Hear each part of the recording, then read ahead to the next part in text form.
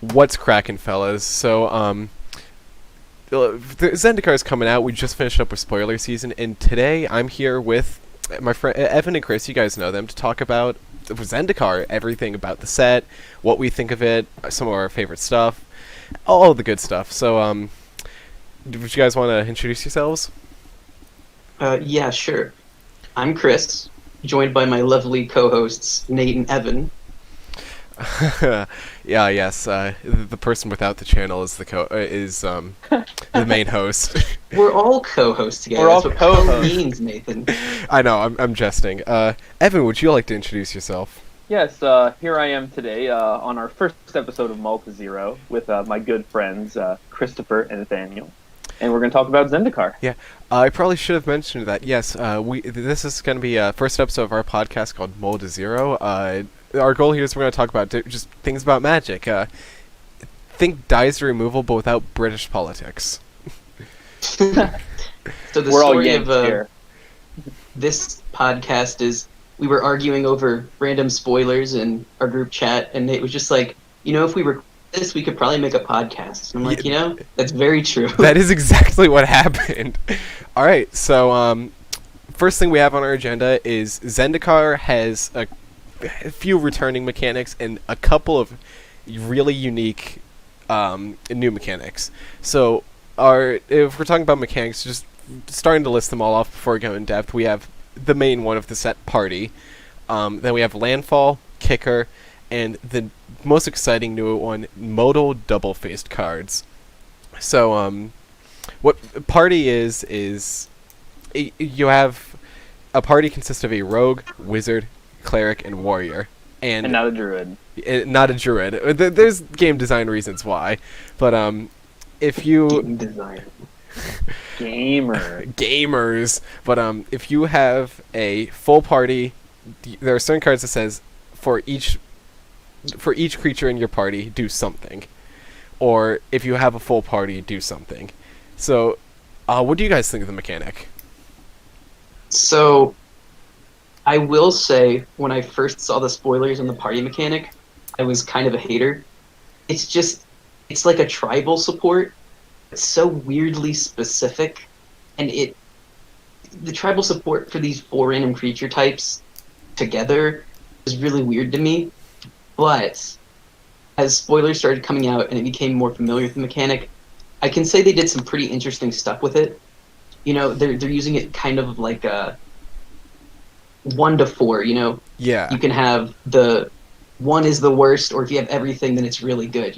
It's kind of like a power level scale, which I think can definitely lead to some very interesting limited gameplay in particular. I will say the part I'm most excited for with Party is limited. I've been doing same. as soon as Zendikar spoilers started, I've been doing draft sim of it, and drafting around Party and limited is actually it's been the most fun I've had with those so far. Like drafting around Landfall, we've drafted ramp decks before, right? Like it's nothing new, but Party is something new and exciting for us.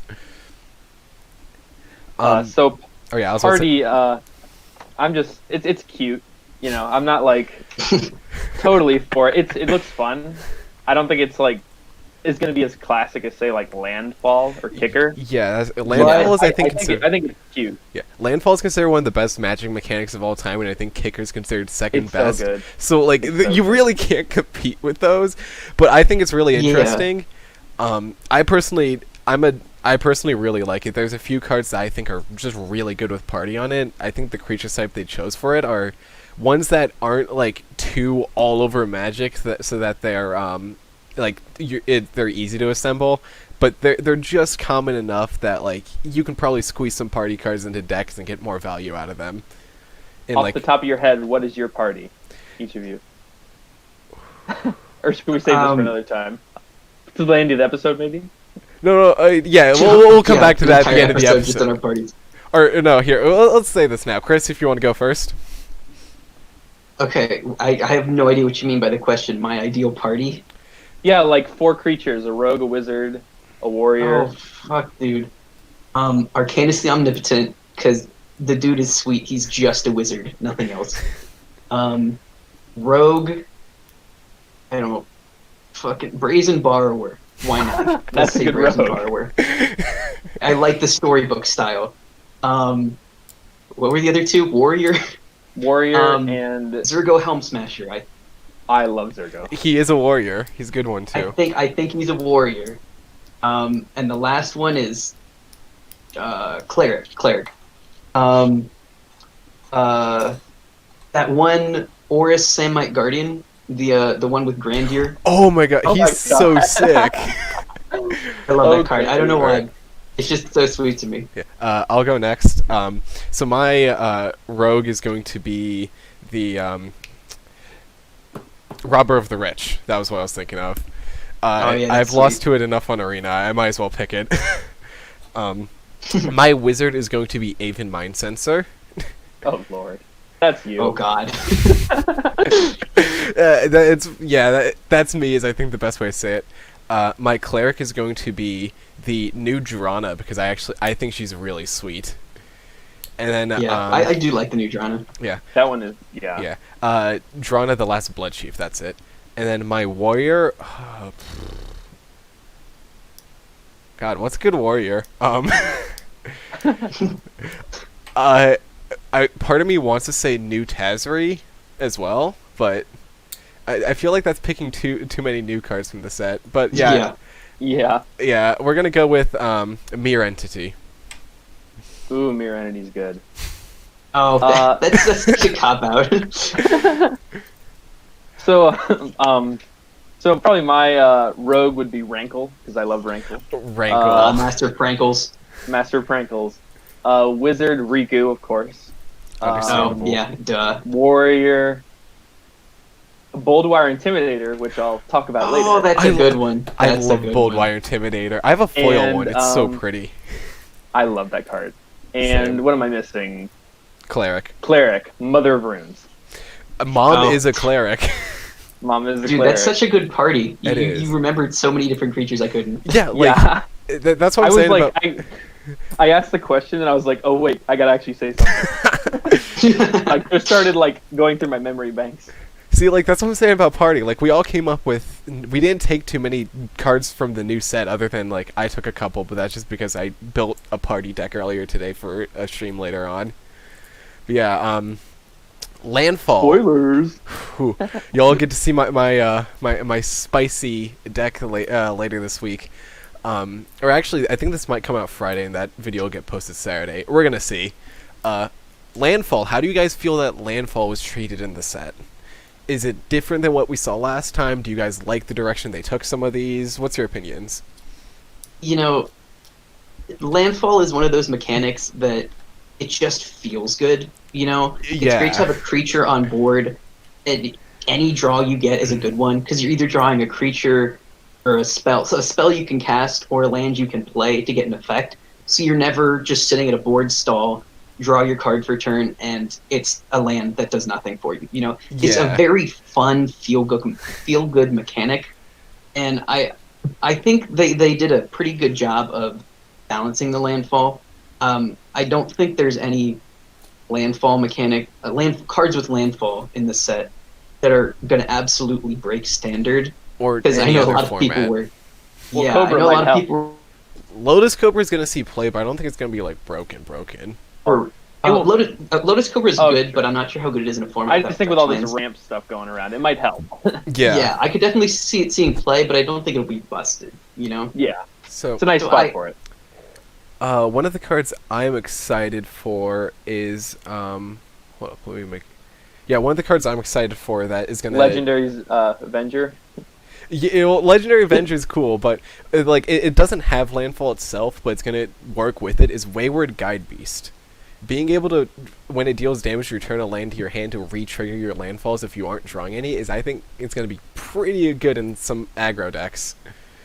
I'm very skeptical of Wayward Guide Beast personally. Yeah, Because a 2/2 with trample is really only good enough to be constructed playable on turn 1, right? Yeah, fair. and And that's when you play Isamar. if you're playing, Yeah, Isamar is obviously Exactly. better. but if you're playing Wayward Guide Beast on turn 1 and you attack, then you've bounced your one land that you played that turn, and that's a True. huge setback for an aggro deck. Yeah, what So I've been, This entire spoiler season, my brother has been raving about building a landfall aggro deck, and there are a lot of good pieces for it. There's the equipment that landfall equipped creature gets +2/+2, which was like, Well, there's that new they color shifted the links to red. yes. Oh yeah, yeah. That dog is super exciting. And Yeah. then there's also a few other like 2 or 3 drop creatures that are just like landfall, put a +1/+1 counter, or landfall creatures you can go like the mouse, the 3 drop mouse that's landfall creatures get +1/+1 till end of turn. That's pretty damn good.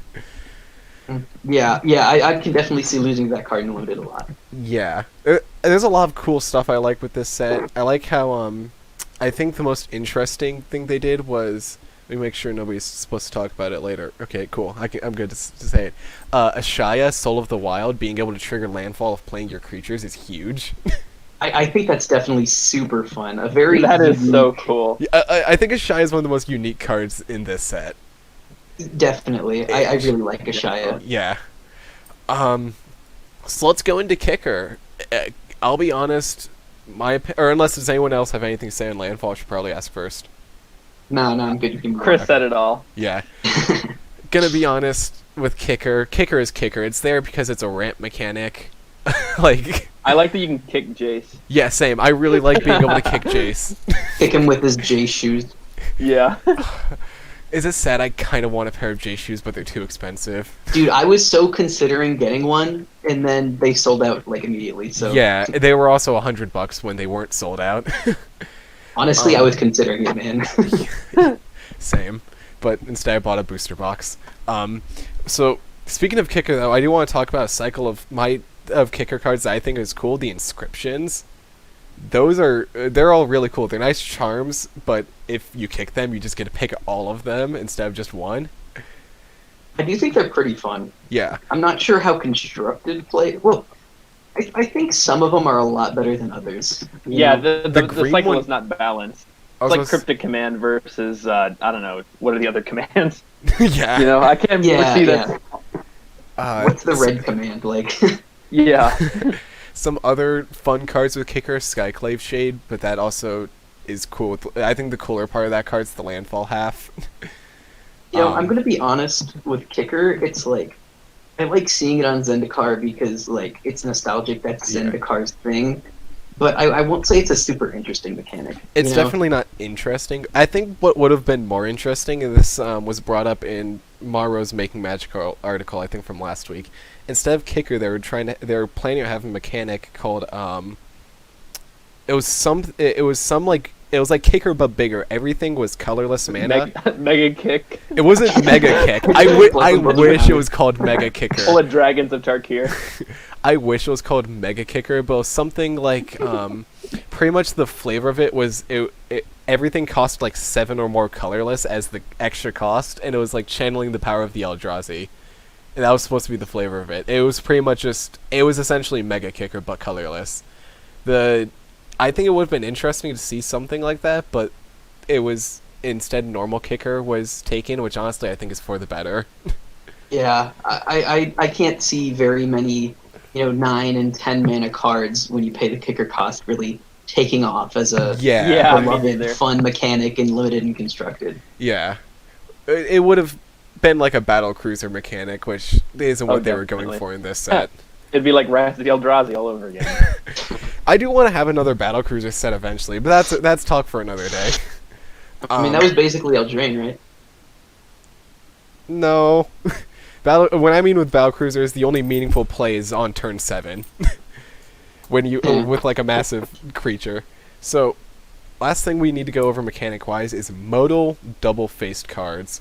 So what I'm excited for these. I think they're really Man, cool. I have Oh, me a too. mouthful to tell about modal double-faced card, man. So Like, this is the most complicated of the new mechanics, so we should probably go over I'm this so one a bit. excited. Yeah.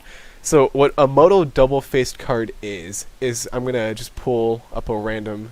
We'll talk about Seagate Restoration. It's like split cards, but in my opinion, more intuitive. So what it is it's a normal flip card, except instead of just having you play it on the front half and you flip it over to the other half at some point, you just get to choose what half you play it on. And to go with the theme of Zendikar, every modal double face card is a spell on one side or a creature, and a land on the other. What are you guys... Personally, Oh, yeah. okay, I'll start. Personally, I think that these cards are insanely good. Like, Yes. I've seen some controversy over how good they really are, but I think this is the thing is it's a land. How much upside does a land need to have to see play? The answer is not much. Yeah. So when you have cards Yeah. like a 2-mana dork and a land on the other side, you can cut a forest, play that, and now your dead draws are so much lessened, I think the best one of this cycle so far is Shatterskull Smashing. For those of you who don't know, Shatterskull Smashing is an X double red card on the front side, where it deals X damage divided among you choose among up to 2 target creatures and or planeswalkers. If X is 6 or more, it's X deals twice X divided amongst you choose among them instead. And on the other side, it's a red source that you can pay 3 life to have come in untapped. Just play Brash Taunter. Yeah. God. I mean, Shatterskull Smashing, I can already say confidently, is going to see play in Charbelcher decks. it's going to see play in basically any red aggro deck. True. I think. Also, it's a mountain that sure you might have to bolt yourself to come in untapped, but what aggro deck cares about their life total? yeah. Like a classic weakness of aggro decks is running out of gas. Like they empty their hand really quickly, and then they just draw lands and they lose. Right? Yeah. With Shatterskull, was it Past or Summit or something? Shatterskull Smashing. Yeah. Shatterskull Smashing. You have 4 less lands in your deck without going down lands. Yeah. It's so good. Along with the spells, there is a cycle of lands that are just lands on both sides for different colors, and they come in untapped too, which is a huge part for me. We have 6 of them here, and we're actually going to get the last 4 on Kaldheim. The ones we have here are the Selesnya, Ortsov, Demir, Gruul, Boros, and Izzet ones. How do you guys feel about these in mana bases? I love them. Same. If there's no reason, like if you have enough like things to fetch with them, there's no reason not to run them. Yeah. You know? Like if you're running a basic, you could just if you have fetchable stuff, of course. But So I'm go ahead. okay. I think they're really good. Like they're insanely good. But one thing that I'm kind of I don't like about them is that they're just strictly better basics. Like that's true. That you is can another tell me point. Sure, it's not fetchable, they but get hit by Blood Moon and they're not fetchable, but in 99% of scenarios, you'd rather have I don't know, Branchloft what's the name of one of Pathway. them? Branchloft Yeah, Pathway one of instead those in your Forest. hand, Branchloft Pathway rather than a Plains, Yeah, because I if just- you need that green, it's there for you. Power creep has been a pretty consistent issue recently, and I'm a little concerned about where they're heading if they're willing to make strictly better basics. That is a fair point. I feel like if they I feel like there is going to be an argument made that they're not fetchable, making them not strictly better basics, and that they're not like duels, like true duels, like a Shockland. But let's be real, they're pretty good in running them over basics. Yeah, like I would really never run.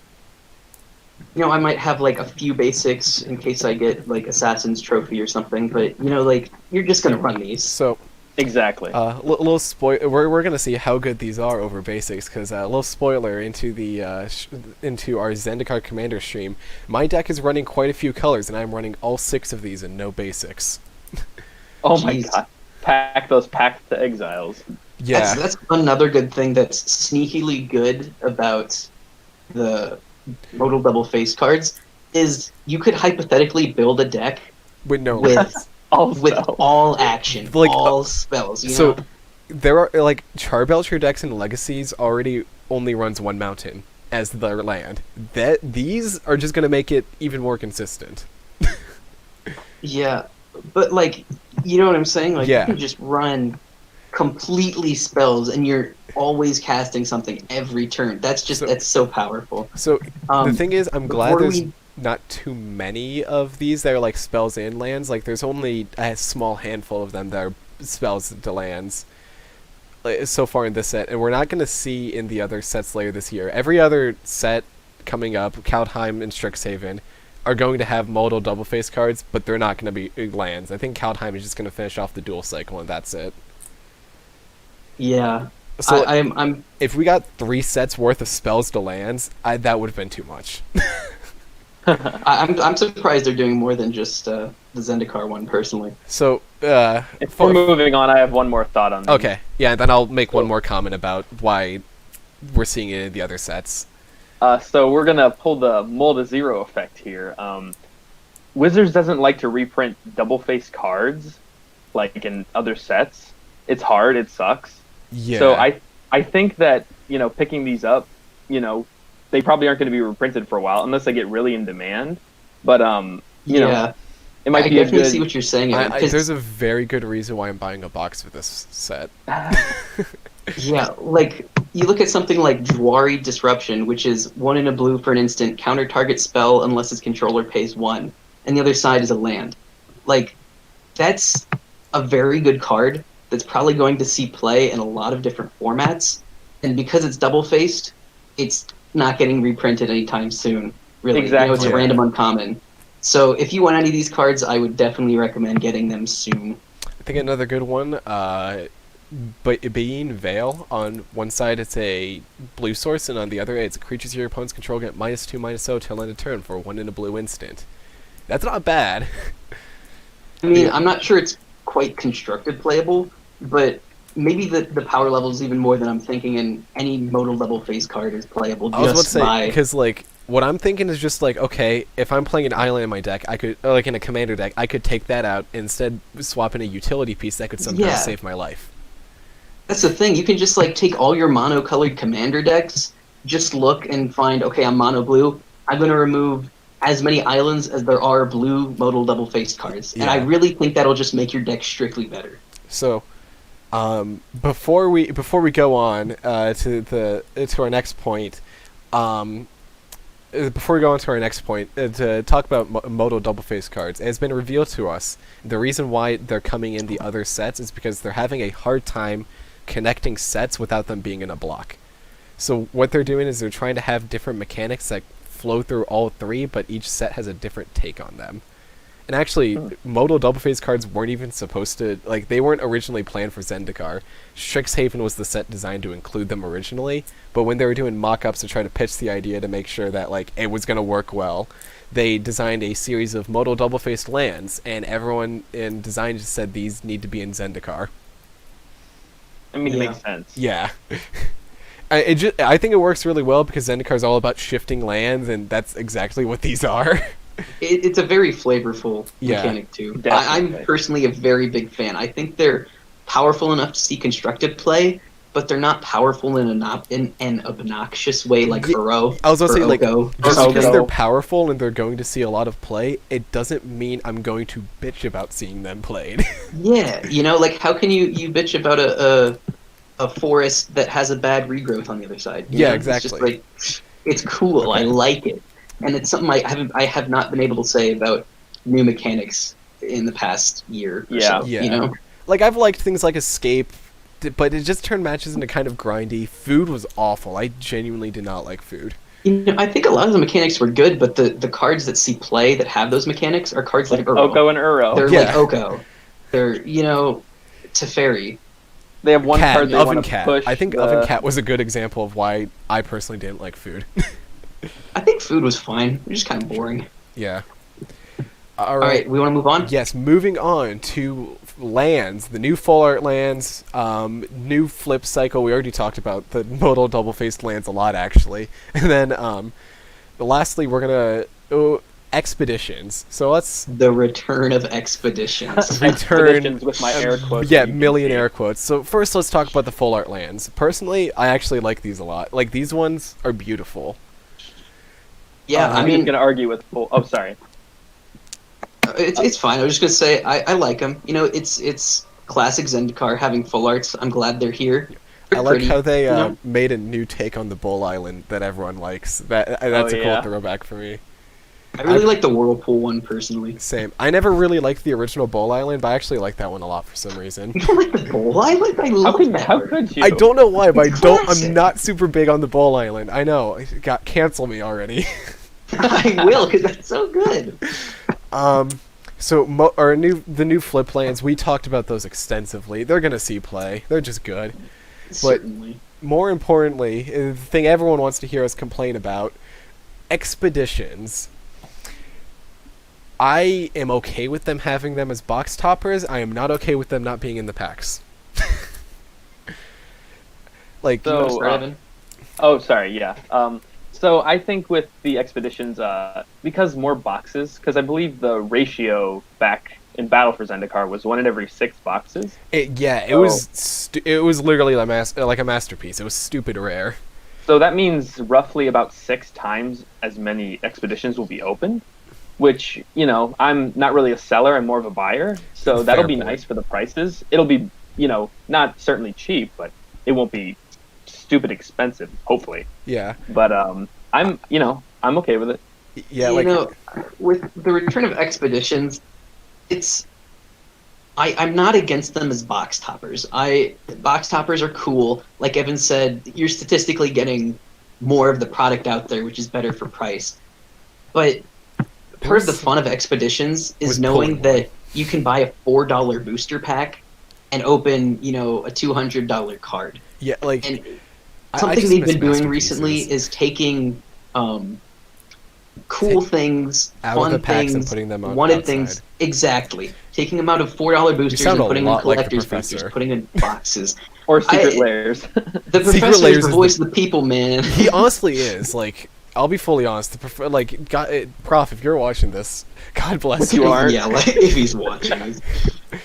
But yeah, I like the expeditions. I'm glad that I'd rather have them as box toppers than not at all. But Same. I I think was it's worried just about them very not at all. representative of WotC's whole process towards the booster pack model, and calling this a reprint of Fetchlands is honestly just laughable. Oh, this is Like, not. Especially there's because there n- are 30 box toppers and 10 of They them are had to fetch lands. promise the fetch lanes in Modern Horizons 2, or they would have started a I don't riot. even think I know. Fetches in Modern Horizons 2 is a topic for another day, because that's something I could go off for another while. Yeah. Like, don't get me wrong, I think all of these are beautiful. These are part of the reason they're gorgeous. these are part of the reason why I bought a box. I wouldn't be upset with opening any of these, I'll be honest. But like, the strip mine's beautiful. I think that's my personal favorite out of all I like of them. Valakut. I also like the Cavern of Souls a lot, but that's just because I'm a grimy tribal player. Grimy tribal play. But yeah, there's a lot of fun stuff in here. I still just wish they were in the pack though, because as Chris said, like part of the fun about expeditions we're getting to or just masterpieces. I miss masterpieces. I started Same. going to drafts and things like that my first draft was an Aether Revolt, and when I heard about masterpieces, that just it blew my mind. When I saw somebody open up a masterpiece, I was like, holy shit. Yeah, it's I miss kind them. of a mystique. Yeah. You know, it's like I- you get this feeling of I could win it big. It's fun. I get why they're starting to take it out though, because as they put those things in, they got blasted for gambling, underage gambling. I But- can see that. Like I can understand taking them out, but it'd still be a treat to do every once in a while. Not like every set needs them. Because And why not both? Yeah, why not That's both? a very good point. My big thing is actually this transitions us into our next topic about Hey, sets. wait, real quick before we move on. I realize we don't have anywhere where we were going to talk about the style, the travel poster. I arts. love the the travel art- poster. Oh, I am a big fan. Like of seriously, the I'm whole- genuinely a sucker for the land. I might have to pick up a Landfall Lotus Cobra or a promo Lotus Cobra because it's so fucking pretty. the promo Lotus Cobra is so cool. Like, I okay. love it it. is. I don't even think I like Omnath. I don't think I'm actually gonna build Omnath, but his promo is so pretty I might have to pick one up. I really like how the double-faced cards have the promo art on both sides. Yeah, That's just it's cool. Yeah, that's a so nice cool. touch. Like Kazundu Mammoth and Kazundu it's just God, I love Kazandu, man. Same. It's a really good aggro. It's very aggressively costed. He's so cool. He is. The card I'm going to talk about later. Shh, spoilers. Yeah, spoilers. Oh, huh. You're so. If anyone's listening right now. Yeah. Yeah. All right. So, what I was getting at with our so in original Zendikar, like the first, it wasn't even for the full thing. It was the first print run.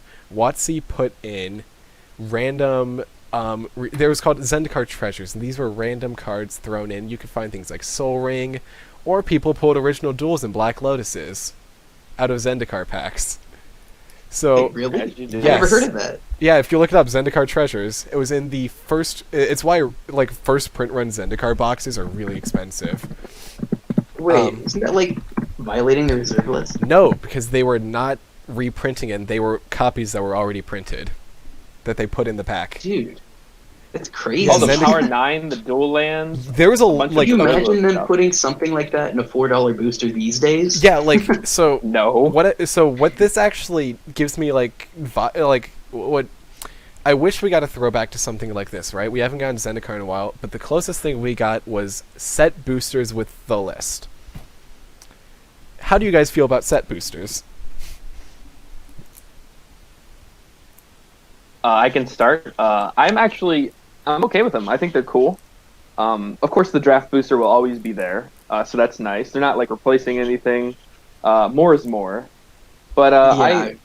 I think it's a nice touch. It's another, people just like to crack packs, and it's fun. It's like scratching off a lotto ticket, and with the list, it's $1 more. You could win big. You could do a scroll rack or an enlightened tutor or something really cool. So I'm in favor of them personally.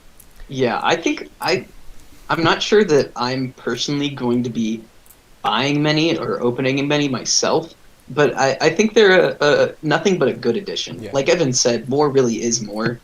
You know, this isn't hurting anything. They're not putting anything in this that like they're not reprinting fetch lands or something. You know, like it's Like another it's booster. just fun.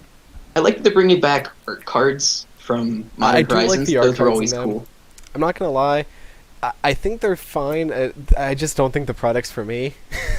Like Yeah. at the end of the day, if I'm like buying a box, right? I'm not gonna buy a box of set boosters. I'm buying a box because I'm gonna draft it, which is the exact thing I bought a box for. We're gonna draft it, or like if I'm at full grip and I'm buying packs, like I might pick up a set booster or two. But like I'll be honest, I kind of wish the list just was something that they put into normal boosters as like a throwback Honestly, to the original Zendikar treasures. I feel like that I would have think been really the- cool. I think the list would be so much better if it was guaranteed. That's also You know, my big thing with That the- would be so. It is nice. a I'd pay 1/4 chance. I'd pay like a $2 extra if it was guaranteed.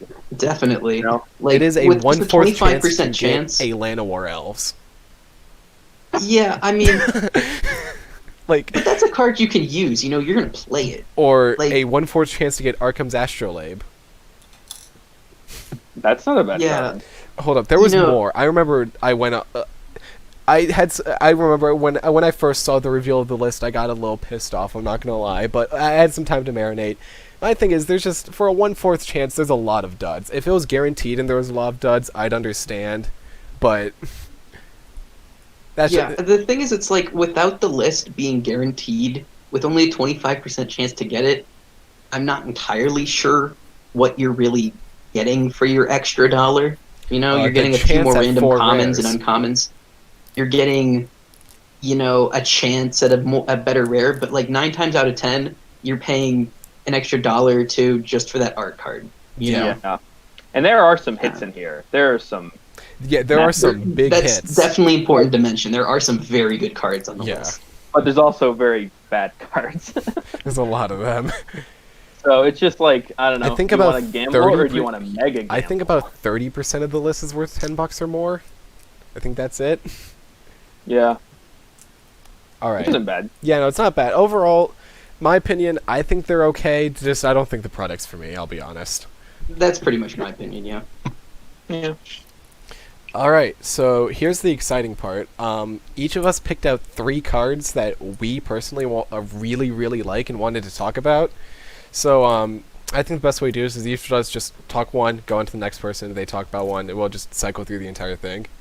So I'll start off. I really, really like the new Jace. I'm not gonna lie. It's something. Making copies of Jace is something that's slowly becoming like a part of him since Ixalan. And Jace Cunning Castaway is one of my favorite cards of all time, and I think this is a really interesting take on it. It's not like super obnoxious, it just gives you a little bit of card advantage, but I mean, he's sick. I think he's a cool new take on something we haven't seen on Planeswalker before. I do really like that they're playing around with Jace's making a thing that Jace does, make copies of himself. Yeah, which It's is kind of fun, very unique. You know, I like it. It's a cool card. yeah. Yeah, it is. It's cute. That's Yeah, what I yeah, think of it. he's It's not cute. good. It's not. I'd rather it be cute than broken. Yeah. So Like, I yeah. like it. He could see playing control. There's some other cute decks that he could see playing, but like at the end of the day, he's just a little bit of card advantage, and he's not like super obnoxious.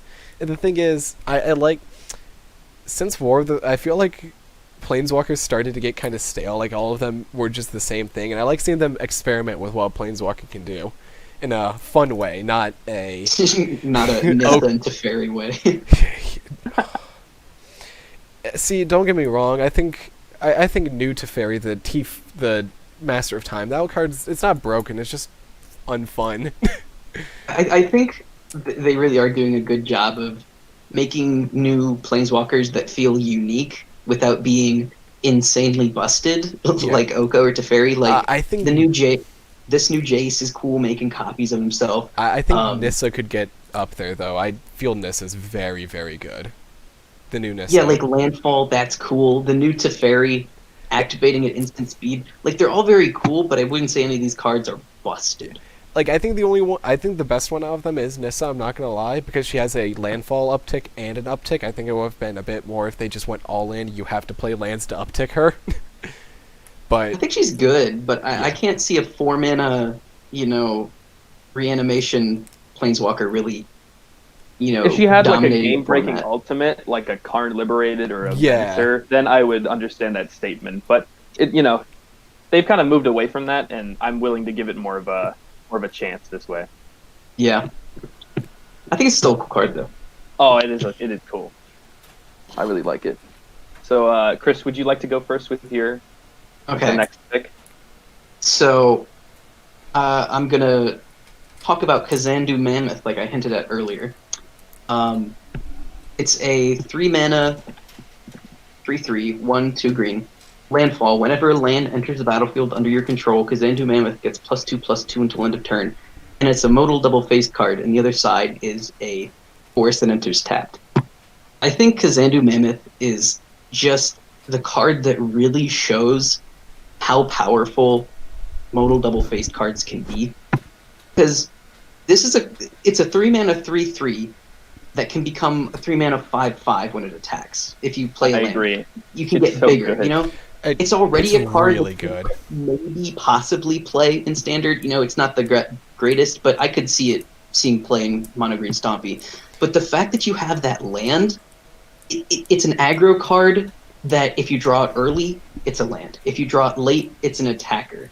It's never a bad thing to draw, and I think that Kazandu Mammoth is does land come in tapped certainly or going to see untapped? play in some aggro decks. Land comes in tapped, okay. No, I think the card's phenomenal. As I said, my brother was also, forgive the printer going off in the background if you guys can hear that. My brother was following the spoilers to try to build a landfall aggro deck, and as soon as he saw Kazandu Mammoth, I've never seen him pop off more in his life. Because it is an aggressively costed landfall piece. Like a And 3/3 just to decide- for 3 that gets pumped whenever you play a land is pretty good. Mm-hmm. And just an aside, the promo art, the travel poster, It's particularly good on Kazandu Yeah. Mammoth. I really like it. Oh, it's yeah. phenomenal. Also, like, if you think about slapping on what's the equipment called? Skyclave Pickaxe, I think. Slap a Skyclave Pickaxe on that, you have a very powerful threat. Yeah, even if you're dropping like one land a turn, it's a really good 3-mana 5/5. You're dropping more than one land a turn, it gets kind of It absurd. gets crazy. you know? It's a 3-mana 9/9 12/12. It's a very good card. I really like it. All right, Evan, if you'd like to go on. All right. So I'm going to talk about Kargan Intimidator. So I mentioned earlier the other Intimidator, Boldwire Intimidator, but I really like this card. It's aggressive. It's got evasion. It can pump itself if you have extra mana. Red has really won my heart this set, and I'm just excited to see it get played. I like the little throwback to Boldwire Intimidator. Personally, I also would have liked to see just a Boldwire Intimidator reprint in this set. That would have been fun. But I think Boldwire is... I don't think they could have reprinted that card exactly because of setting. I think Boldwire is a completely different place, but... With Kargan Intimidator, when you said that you liked it, I was kind of, I don't know, it's a red aggro card that doesn't have haste or give you value if it dies. And I was like, I'm not sure if this really gets there, and I still think that's something to consider. It doesn't give you immediate value. But then I was thinking, its abilities, you have 3 mana to make it a 4/2 trample and make something not block. For 2 mana, that's really good. If they have one big creature, phenomenal. It can't be blocked. If they have a bunch of dorks, you can give it trample and take them all out. It's very good on a lot of different board states, and I think it may be better than I was originally giving it credit for. Yeah. I think it's really good. I like to... anything that says cowards can't block warriors on the top is a me too. Fun card. It's a classic. Yeah. And I feel like just seeing something like it again, like a cool throwback to Boldwire Intimidator, is it's a fun card. It's cute. It's my second favorite piece of text on a Magic card, other than the land. It continues to burn. Yeah. The land continues to burn. We should have seen a reprint of that card in this set. It It was originally on a Zendikar. nice reprint. Yeah. All right. Moving on, the next card I'm going to talk about is Coveted Prize. Coveted Prize is a 4 and a black. It's cost 1 less for each creature in your party, and you get to tutor for something. But if you have a full party, then you get to cast something CMC 4 or less from your hand for free. I think this card's very, very good. Like, even if you only have like 2 creatures in your party, then it's just a bad demonic tutor. But if you happen to have 3 creatures, it's a demonic tutor. 4, you get a 1-mana tutor spell that also lets you attack or cast something for free for 1 mana. Yeah, I think that it's definitely a very good card. It's generally going to be a diabolic tutor at worst, Even in and that's definitely a card that sees play in Commander. Yeah, and in some standard situations, a diabolic tutor could see play. Just like having consistent tutor for combo decks. Oh, yeah. I could see that. Like I would use this as an opportunity, though, to say I'm personally kind of skeptical about cards that need a full party to do something good. I can see that. How often do you have 4 creatures? And how often do you have 4 creatures that are also the exact 4 creatures that you need? Yeah, that is a true type. I think assembling party can be kind of difficult. I know there was... okay, I'd have to find it later. Anthony was telling me, like, shortly after this card got spoiled, that there was somebody was brewing around a modern deck using this, and that the deck looks sweet. I'm excited. I think this is one of the cards that if party is able to see play across older formats, that card might see play with it, because I think it's one of the better payoffs for it. Yeah, I'm a little skeptical, but I think it's a fun Commander card at least. Yeah, Definitely. that's understandable. All right, Chris, I think you're next. Okay, what do I have next here? Linvala, Shield of Seagate. Linvala, Shield of Seagate is 1 white-blue for a... Here, let me grab it real quick. I'm trying to find it on Mythic there it is. Okay, here it is. Linvala, Shield of Seagate is 1 white-blue for a legendary creature, Angel Wizard. It is flying. It's a 3/3. At the beginning of combat on your turn, if you have a full party, choose target non-land permanent and opponent controls. Until your next turn, it can't attack or block, and its activated abilities can't be activated. Sacrifice Linvala, choose Hexproof or Indestructible. Creatures you control gain that ability until end of turn.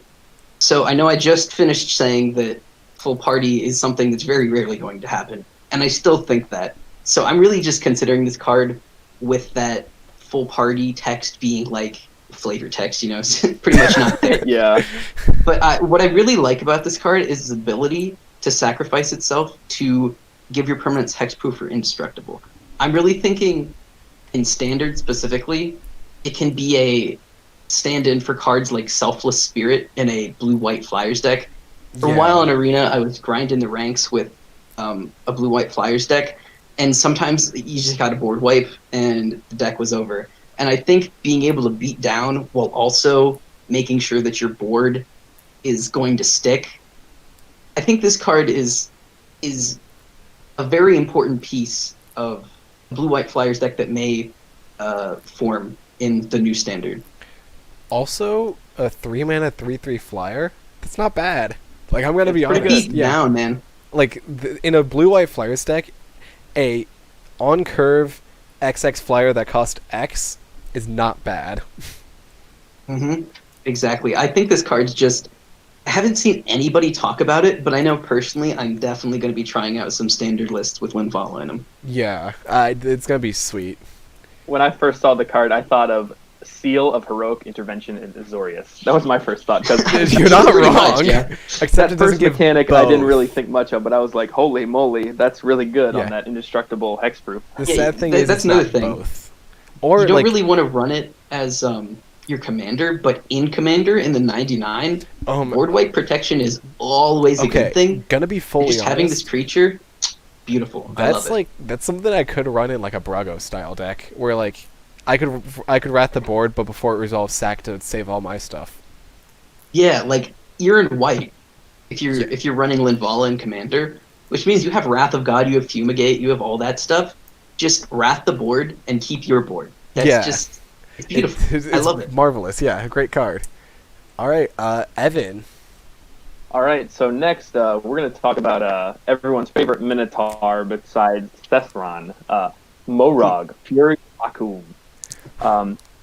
He has probably my favorite, the map art in the set. It's his I travel really poster love is phenomenal. travel Like poster. that was Oh. one of the last travel posters that got spoiled, and me and Evan were literally like waiting for it and complaining about it every single day. Yeah.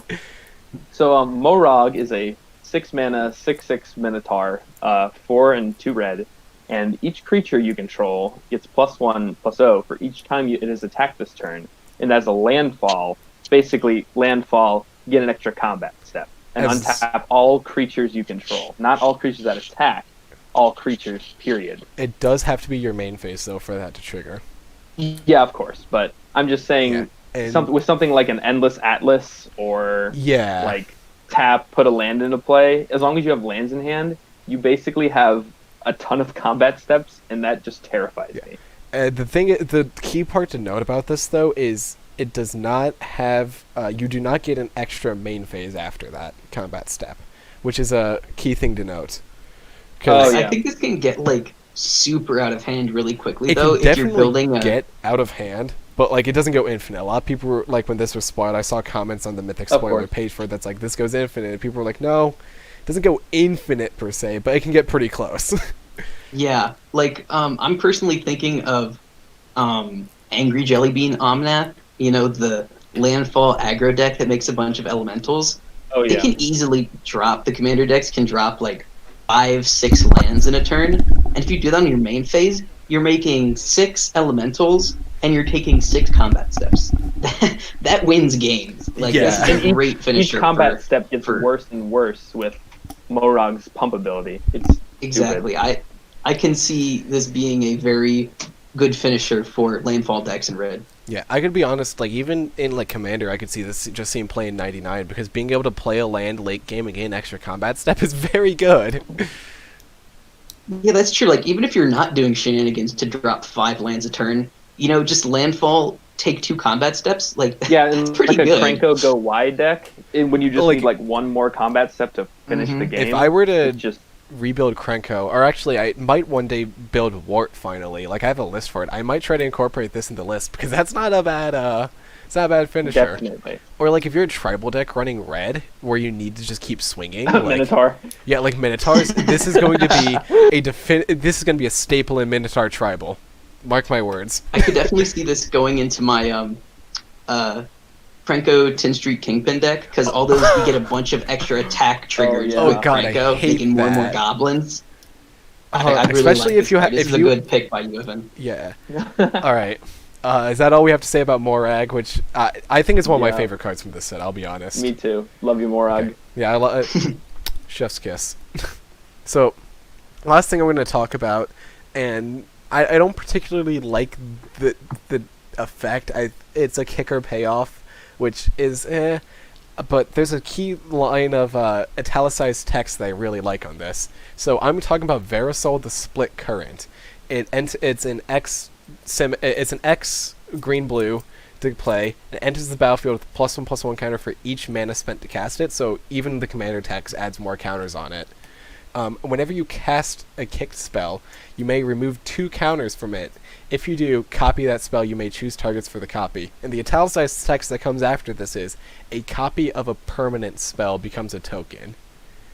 I am very excited to be able to copy permanent spells. There's another card that does it in this set called Lithoform Engine, but it's That would be my 4th pick, but anyway. Yeah, like that would have been my 4th pick. I just feel like it would have been. We want a lot of people. Honestly, I'm probably going to talk about it a bit here because WotC has been wanting to actually for a while experiment with copying permanent spells. There was a card, some elemental from Future Sight that comes in with a +1/+1 counter for each spell cast before this turn, and in the design of that, it was supposed to be a creature with Storm, but they were told you can't copy permanent spells. Essentially, it doesn't work.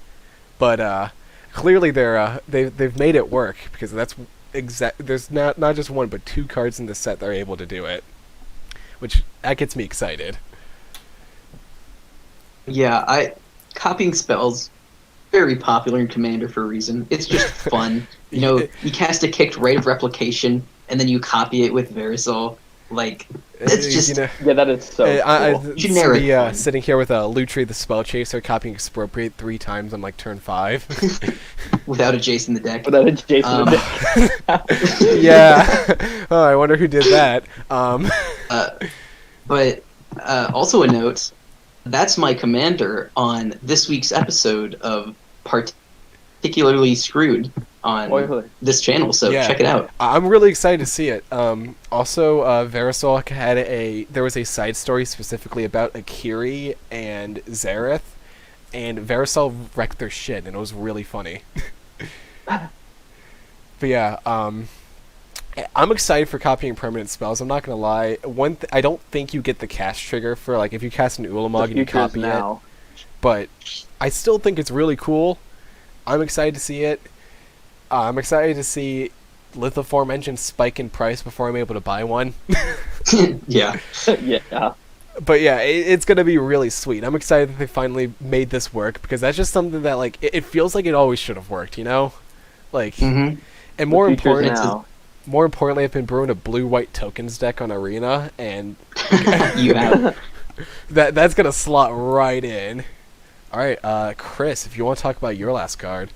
Okay, my last card is probably my favorite card from the entire set.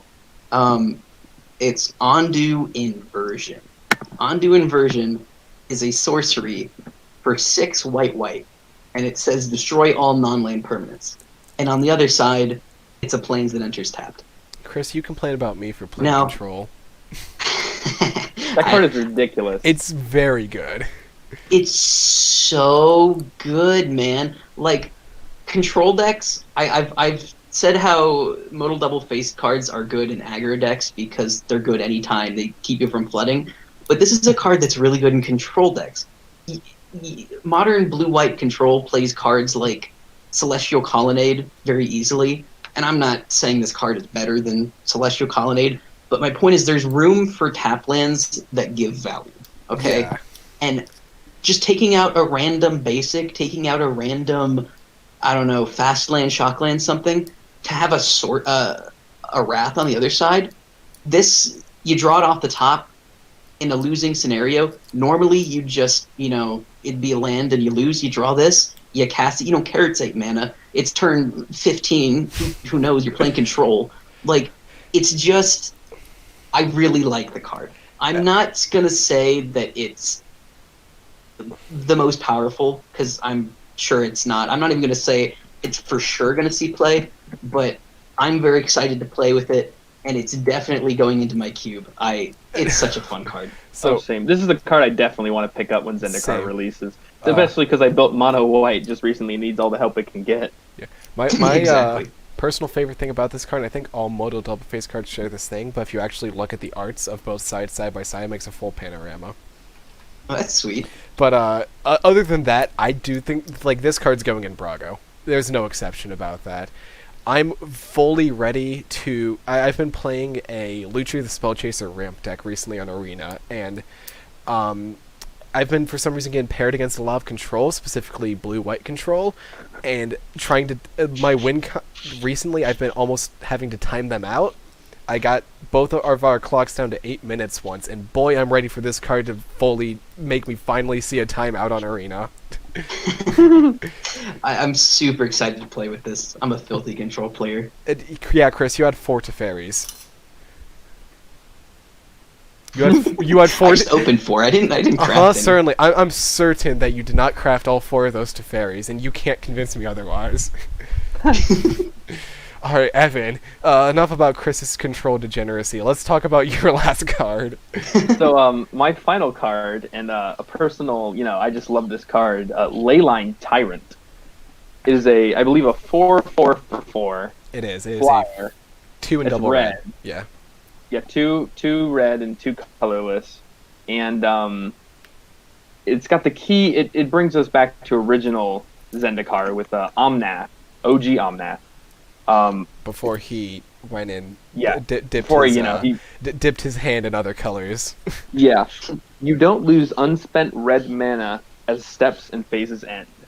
And when it dies, you can pay any amount of red and deal that much damage to any target. I adore this card. Same. It's powerful. It just, if it sticks around, it just stores so much mana, and when it dies, you've got something to do with it. Yeah. It's chef's kiss. I love this card. I love effects that just let you keep mana in your pool. I think they're really interesting. I'm glad we don't see it often, because if we saw it often, it could be obnoxious. But having one here or there are really interesting, in my opinion, like from a design space. But my big problem with them has always been, like, especially first Omnath, as soon as that creature dies, you move to the next phase, you'll lose all that mana, and you had nothing to do with it. And Omnath was very easy to kill. Like, had no indestructible, nothing, no evasion, anything like that. So, but this, as soon as it dies, it gives you an immediate outlet to use all that mana for, so you don't waste it. I think it's also really good in red specifically because you have cards like Mana Geyser. Yeah, you have Big Dumb Fire. All these Braid of ritual Fire. effects. You Electro have, Dominance. I think this is really good in Neheb the Eternal too. Oh You my know, god, you're I making didn't even my think God. about that. a ton of mana and you're not always using all of it. You know, you just get to store all of that. You get to store all of your Mana Geyser mana, and just it's a very good utility piece. I think this card's super sweet. Yeah, it's really cool. I kind of want to see now, like, we've seen it once in green. Excuse me, my apologies. We've seen it once in green, we've seen it in red now, and we saw one where it turns all your mana into colorless afterwards. I think it'd be interesting if we saw an effect like this for every color. Eventually. Not all at once. I'm not saying I want all this at once. I wish Zendikar was out during Kamigawa week, because I definitely would have played this in my mono red Kumano deck. And especially with this card, because it recently spiked with Braid of Fire, this card gets dumb. No, oh my god. Because the Braid of Fire, it doesn't leave during the upkeep. Did Braid of Fire spike after this card got spoiled? Yes, it did. Oh, I looked. Damn. Let's find out. TCG It's like play. $10 for the Mystery Booster one. Okay, cool. I might have to pick I didn't one even up. look at the Cold Snap one. The Cold Snap is 18, so that's actually about where it was beforehand. I used to want one. I haven't really found a good use for it yet, though. But yeah, so those are some of our favorite cards from the set. Comment down below what your favorite cards from the set are and why they're your favorite. If you got this, Yeah, Yeah. we're assuming that it's that'll be proof that somebody got this far. yeah. Honestly, though, I am pretty interested to see what people like from this. Yeah, set. same. Yeah, Sam. Because I think there's something for the set here for everyone. I'm not gonna lie. There's a lot of unique stuff. I like it. So, what we have next is how do we think the draft environment is going to play? What are some of the cards we think are going to be the best in draft? If you want a full draft breakdown, I think Limited Resources does always full podcast. But this is just a quick take from us because I know me and Chris play a lot of Limited, and Evan, he always tags along with us. Yeah, I like Limited. It's Yeah. fun. So, what do you guys think? What are some cards just you can look off right at the top of your head? That card's great in draft. You know, it's hard to say what's going to be great in draft, but I think there are a lot of cards that make me think this format's going to be pretty quick. You know, you've got the landfall Hound, the 0/1 that becomes a 1-mana 2. Oh, yeah, that so one. You know, good. I love You've that. got the red deck that's fast. You've got 2-mana 2/1 flyers in blue. There's a lot of power at the common level, and a lot of it is aggressive. So I think that there's It's gonna not be the gonna be a whole opposite lot of time to war. do- Yeah, there's not going to be a whole lot of time to do dirtly stuff in this format. Damn, no 5-color good stuff this format. So Instead, here's the 4-color with Omnath. Yeah, here's the thing. It's weird because there's a lot of landfall stuff, but there's surprisingly for a big land theme set, other than base camp. If you're in a party deck, there's not a lot of fixing other than the duels, but those are at rare. Yeah, There's not a whole lot of fixing. I'm not sure how many colors you could feasibly do in this draft format. I think green has better options than others. It has a few cards that search for lands from your library and put them onto the battlefield. Yeah. So I think you could go multiple colors if you're in green, but I really wouldn't go more than 2 otherwise. One of the things Yeah, I that feel like in Ravnica you get away with it, but here not so much. Yeah. One of the things that hasn't been getting talked about a lot is the fact that there's a +1/+1 counter archetype, and it's being brought back into green-black. We haven't seen that in green-black in a very, very long time. Reprint Corpse Jack Menace. Yeah, a Corpse Jack Menace would have grown great here, and I'm Or very sad the Constrictor from Kaladesh. both of those would have been great here, and I feel like they could have fit on Zendikar. I think maybe not the Constrictor, because didn't that specifically say energy on it? Maybe it did. I don't know. Yeah, but I can't Corpse remember. Jack definitely. The Corpse Jack Menace could have fit very well on Zendikar, and I'm not going to lie, I'm kind of sad we didn't see it here. There is a mill archetype here that I really like an aggro. There's a lot of rogues that just enter mill 2 or mill X. And That's something I'm kind of excited for. There's a mill deck that might actually shape up to be, successful. I think my which is favorite. always fun to see. I think my favorite mill card is Law Mage's Dominion. If they have 8 or more cards in graveyard, it Dude. costs 3 less. So you can I think that pay card is insanely good. 3 for mana uncommon. game control for 3/3. This is pretty good. Even if you don't get the 8 mana, I'm perfectly fine spending, 6 mana to gain control of a 3-drop. I'm Yeah. moving from their board. I'm adding to mine. That's a 2-for-1 that wins limited games. Another card that I think is going to be kind of good is the where was it? The new Goyf, the Nighthawk Scavenger. Oh yeah. Flying That Death card's Touch pretty good. Lifelink, those are all very good keywords. And at worst, it's a 1/3/3 with Flying Death Touch Lifelink, yeah, but by the time you're dropping that, you're probably going to have some cards in your opponent's graveyard, especially if you go in that mill archetype. Yeah.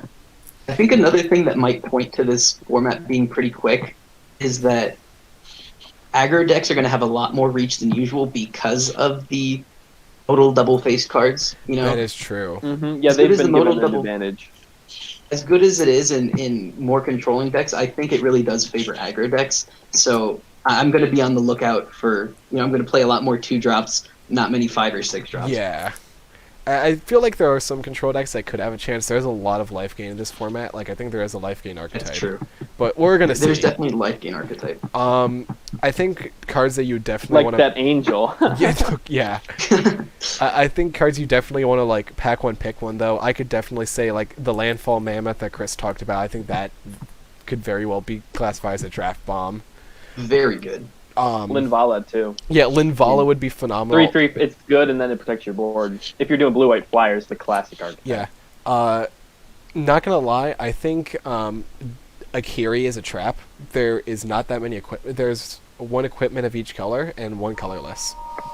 It was like Theros with or no, the there's one 2 Izzet colorless. guy. My bad. Yeah, there are I think 7 equipment in this set, but I still feel like drafting around a Kiri is gonna be difficult. It's just It's like Dalikos. There were like 3 equipment in Theros. yeah, like And the only good one was Shadow Spear.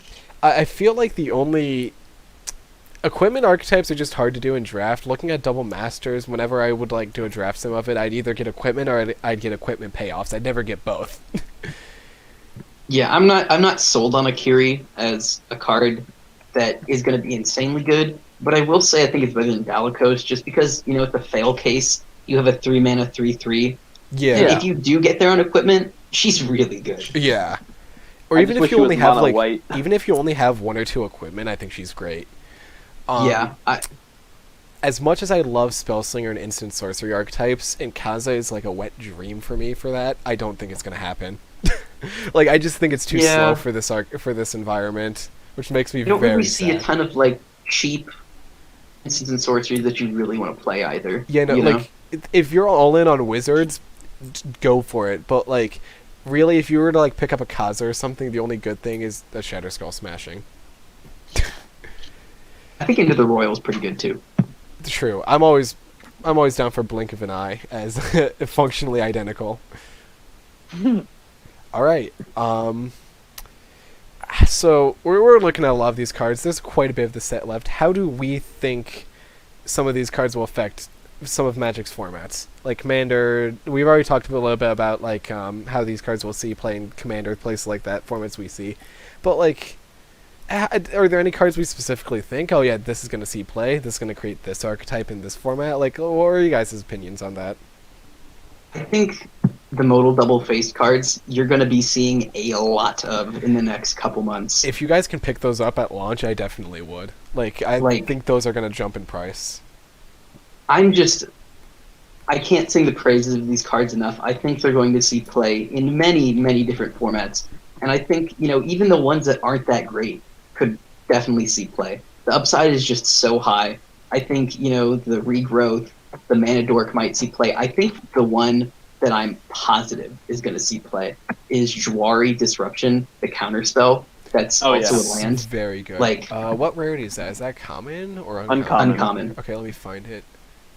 It's 1 in blue, instant, counter target spell unless the controller pays 1. It's Censor. It's a Censor it's just type Censor effect. with Yeah. the land on the other side. Censor sees play because it's a bad counterspell but cycles for a card. This is going to see play because it's a bad counterspell but it turns into a land if you don't need it. I definitely think these modal double-faced cards are going to impact Modern, Pioneer, Standard, maybe even Legacy. I don't know. I can definitely tell you some of them will, just because there are some Legacy decks that don't want to play lands, and these allow them to play lands without playing lands. Yeah. Mm-hmm. Vintage doesn't count. As much as I love Vintage, Yeah, it doesn't count.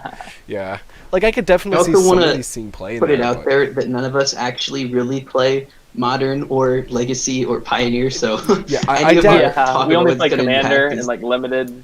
I dabble in Modern a bit for there's gonna be a video coming after Zendikar releases where I finally start my series about is my Jank series essentially against the odds, but it's called Magical Christmas Land. We're going 12 crabs in Modern, so look out for that once that comes out. I could see maybe Modern Mill So becoming actually, with the new crab. when I was testing out Modern Mill already plays 4 Hedron crabs, and when I was testing out the 12 crab list on Untap, 12 crab. I ended up in a Mill matchup with somebody who was playing 8 crab, and he was like, we had the same idea, and then he asked if I was playing 8 or 12 crab, and I said, well, playing 12, but that's because I think it's funnier and it's bad. That's the goal. It's supposed to be like a jank deck. It's supposed to be a bit more funny. If I'm being honest, I strictly think 8 crab is the way to go for Modern Mill. So with Modern Mill, with the new crab, it has its ups and downs. So with the old crab, you can mill yourself or your opponent. Yes. But the new crab, you don't need a target. So if they have a ley line, the one that gets hexproof, right. it just your mill is screwed because mill is target player. But with the crab, at least it gets around it a little bit. Yeah. Not the whole deck, of course, but it certainly I was helps. about to say, because the big parts of the deck I've learned are Archive Trap and Glimpse of the Unthinkable, but You're all right about that. I didn't even realize that it doesn't target. The sad part about Ruin Crab is it can't see playing Crab Vine, which is a modern deck that mills itself with Hedron Crab. Crabvine. Crabvine. I think they did a really good job of making the new Crab be a strict side grade for the last one. You know? Yeah, it's an Yeah, it alternative. isn't better, it isn't worse. Very, very similar in power level. Yeah, Just for different decks. I think we've mechanics wise, I do think Party might see a little bit of play in Standard. I'm not sure if it'll see play anywhere else though. That's where I'm at. Maybe there's a party deck in Standard. Maybe not. I really don't think. I can't see Party really going on to happen in Modern or anything. I feel like I might be able to force it in Historic, but that's a stretch. Yeah, it's so hard to get all these random creature types together, you know? We're gonna see. Personally, I think Death Shadow 2 or Scourge of the Skyclave. I don't know. I'm not a Modern. Oh yeah, that's a big one. That I think it might will be the 4th and through 8th, or the 5th through 8th Death Shadow. Yeah. I think that card's definitely going to see play. I really good. I agree. I think this also kind of has like a Hedron Crab situation or not Ruin Crab, where it's a strict side grade because this one has its ups and downs. Instead of just caring about your life, it cares about its the highest life total among players. But it does have that kicker for a late game, and also if you're swinging with like a 7/7 Death Shadow, that thing is gonna be able to. You're gonna be fine with that thing. Yeah, it can get very big very quickly. I could definitely see it seeing play. I also think New Goyf is going to see play. The Vampire Nighthawk, like that has 3 very good keywords, and also I could see playing like Pioneer or something like that. Definitely Standard. Maybe. The Nighthawk Scavenger has seen play before, and I think this is just a better card most of the time. But I wouldn't really count on Modern play. Really, Standard maybe. Otherwise, I'm kind of skeptical. I could is see Nighthawk Jund Scavenger experimenting with it. Is Nighthawk Scavenger a reprint or is that a new card? Because you said it's seen play before. Oh, sorry. The other one, the 3 Vampire mana Nighthawk. 2/3. Yeah, Vampire Nighthawk. Yeah, I could see Jund experimenting with this, but same. Who really Jund knows? needs all the help it can get. Let's be real. There are I don't know. some popper. Jund is really based on 1-for-1s, and this card doesn't do anything when it comes down, and it doesn't interact with your opponent. I mean, neither Personally, does I don't Goyf really and think it'll see play besides Standard, maybe. Modern Jund plays Goyf. Yeah, but Well, Goyf gets way What bigger is than it? this does. 2 mana 4/5. Or for you know. Yeah, we'll see how it happens. Yeah, we're no masters of I'm willing to vintage bet. and legacy in Modern. All right, I'm willing to bet all of our predictions are going to be wrong. Yeah. Yeah, they'll reprint I was, like, so The positive. only one that I'm willing to put money on is the Crab. Like, our talk about Crab is, I feel like, the only accurate stuff. That's because I personally have I'm- already played with it. I think the Death Shadow. Yeah. Yeah, that's going to see. I'm so 100% that the Counterspell land is going to see play that I'm so positive that I must be wrong because there's no way I'm that on the money. Yeah. All right. Let's see. Let's talk about rotation. So Zendikar, Standard's gonna rotate, and thank God we have some big boys leaving Standard finally. Personally, I might play Standard again now. Nissa's leaving. Have time. I was also looking forward for Teferi leaving, but now he's banned. You mean an early departure? He did. What are you guys looking forward to rotation, other than Nissa leaving? I'm going to be honest. I don't see myself playing Standard after rotation especially because of all of the landfall in Zendikar. It's just going to be a bunch of Sultai Uro decks. I can just feel it. It's just going to be ramping into Ugin. I hope Uro gets Like, banned.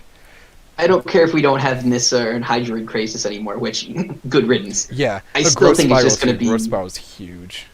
Sultai ramp. Yeah. Definitely. I think the thing I'm most looking forward to, though, not gonna lie, is getting able to crack a renewal egg on Arena, get some more wild cards. That's gonna hit hard. Oh yeah, that's going to feel good. Especially because I yeah. have like none right now. I have 2 mythic wild cards, and those are the only ones of value. Imagine not having 30 of rare and 30 of mythic. Shut the hell your mouth, Chris. I'm excited. I kind of want to build Rogue Tribal in Standard with Honest- M21 and the new this new Did Rogue you support. see? Last night, Krim, Asian Avenger on MTG Goldfish, posted a video about it was a best of one list, sadly, but it was a rogue tribal deck for standard 21. I think I saw it in my feed, but that'll Give that a watch. It's a take a really look. sweet deck. There's a lot of fun stuff in it, and it's I just think gonna Thieves get Guild better when and- Zendikar comes out. I think Thieves Guild Enforcer, in hindsight, was definitely hinting. It feels like it Yeah. was made in Zendikar, you know? I feel like Robber of the Rich was partially there, but that was just a good red aggro piece. Yeah, I think they may have sprinkled, the rogue and the cleric creature type more liberally in the past Yeah. couple sets because they knew it was coming. But And I feel like Um, we're gonna see it a lot more in, especially Kaldheim. I don't know what we're I gonna hope see. Kaldheim we get or Kaldheim or Strixhaven. I hope we get Prowl back. Same. That'd I'd be love sweet. Prowl again. All right, because this has already stretched like 15 minutes over an hour. Our final thing we need to talk about. What do we think about this? What do we think of the set overall? Do we like it? Do we hate it? Are we like head over heels? What do you guys think about it? Back when I learned to play Magic, when you two doofuses taught me how, the current sets were M15, Born of the Gods, and Return to Zendikar. I think there was a Zendikar set. I think it somewhere. was. It might have been Battle for Gatewatch. Zendikar. It Battle. was something. Yeah, it might have been Battle. I can't remember. I don't remember, but it was a Zendikar set. And right now, this time in Magic, we just returned to Theros, which was really nostalgic. We're Yeah. now returning to Zendikar. It's really nostalgic. And it just feels good being back in a plane that I'm familiar with mechanics that I know. Next year and we're going love. back to Innistrad, which is I know. I'm very excited for the set, but I won't say that I'm, in love with it. I think it's a solid 7 out of 10 set. all right. Evan, if you want to tell us. I love Zendikar. It's always been a fascinating world. I love how all the new landfall and the party, while being very cute, I think it's kind of cool. It's grown on me a little bit, and at first I was just like, but now I'm just like cool. Zendikar has always been a fun playing adventure and Dungeons and Dragons until sometime later this year. Then that'll be the Dungeons and Dragons plane. That's a whole other That's, episode. I don't know if that's an actual plane. That's just a core set. So That's a later episode. Yeah. I think nothing seems like none of the planeswalkers are broken, which is always a positive for me. It's going to be a good obnoxious, but it's not going to be a bad obnoxious. So I'm going to go also with a 7 out of 10. I love this set.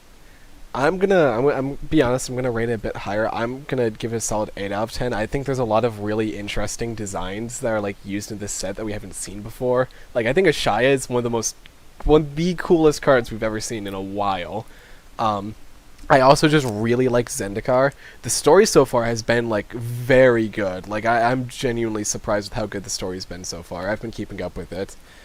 The showcases probably make the set for me, though. I'm not gonna lie. I think these are the best ones we've had in a very long time. Yeah, they're probably tied for my favorite. Yeah, I Yeah. loved the Constellations, don't get me wrong, but I think these just knock it out of the park for me. Constellations are like the worst one so far. Wait, which one? Constellations are like the second worst behind the core set. I disagree, but that's my opinion. I like the comic book one. That was my favorite. Yeah. Comic book one was really good. I really like the Eldraine one too. Eldraine one Eldraine's was was 10 out of 10. But yeah, Yeah, the showcase art has been my favorite part of this whole booster fun thing they've been. Yeah, I think Yeah. that's one thing that WotC has been doing good recently is the whole showcase I'm in love with it. I'm so glad they decided to do it. I do miss masterpieces, but we can't win them all. Overall, though, I feel like this set has some really cool mechanics, and honestly, the draft format looks fun as hell.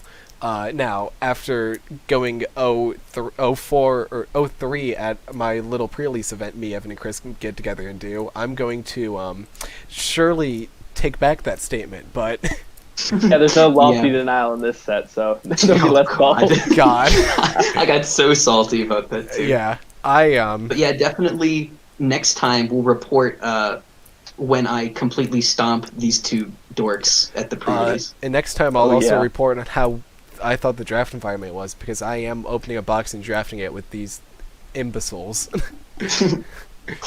And I'll be along for the ride with these knuckleheads. Yeah, doing a little section next time on what we got right, what we got wrong could be fun. Actually, yeah, I that'd think be that'd be a good. great Well, way to start off our next In episode. the episode. If this video reaches a solid 2 likes, we'll do another episode. That's our goal, everybody. 2 likes. Yeah, That's all. get us a solid 2. Start the Okay, Evan, me No, and you. no, Let's no, like the video right now. Me, Evan, and Chris don't count. All right, because I could like it twice on my Severios account and the normal. But all right, so thank you guys so much for watching. Seriously, if you guys did like this, we had a blast recording this. And honestly, this is just what we do leading up to sets. So Yeah, honestly, this was so much fun. yeah, I'm glad we decided to do this. if you guys like this, do smash that like button And Hit ring the bell. Yeah. Hit subscribe if you guys want to give me, Chris, and Evan a special treat. Please hit subscribe. I post a lot of content. Actually, like, I'm not sure if you guys heard it, but my computer fan has been like rolling this entire episode because I'm trying to render a video that's 5 hours long. For Jesus Christ. yeah, I had to edit a stream VOD slightly because I talked about my location for 1 second on accident. I'm like, damn it. But yeah, Paparazzi know where you are now. Yeah, they're gonna find you. there's the video has been rendering for 5 hours, and there's 10 hours and 43 minutes left to render it. Dear Lord. I live in my own personal hell. But yeah, thank you guys so much for watching. Leave a comment down below and tell me what date I finally finish editing this by. We're shooting for Friday, but we're gonna see. Yeah, thanks everybody for joining us. Yep. This was so much fun. Yeah, and yeah, follow me on Twitter too, and check out my. More importantly, I love making content for YouTube. At the end of the day, streaming is where I love more. So check me out over at twitch.tv/Severios. You can see these 2 idiots playing Magic. You have a Well, we can't steal everything. We didn't hear that. I'm gonna edit that out. Evan, what if I did bleep over that? I feel like it's copyrighted. the world would never know. Yeah. Thank you guys so much for watching, though, and we'll see you guys around in next episodes. Peace out. Catch you later. See ya.